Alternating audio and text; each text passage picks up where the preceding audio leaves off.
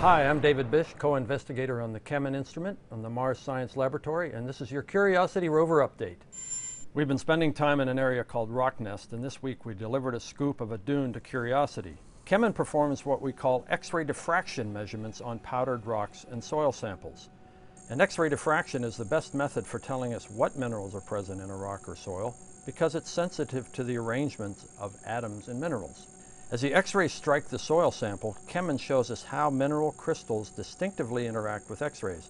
And this image shows our first X-ray diffraction results.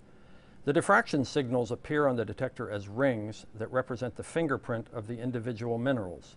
The rings tell us not only what minerals are present in the soil, but also how abundant they are.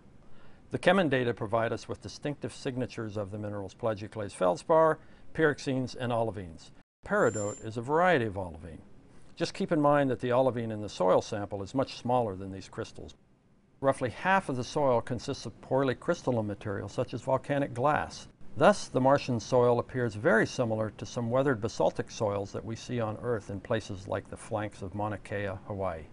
You can appreciate how revolutionary CheMin is when you consider that instruments of this type on Earth are typically about the size of a double-wide refrigerator, and the CheMin instrument on the Mars Science Laboratory is about the size of a shoebox.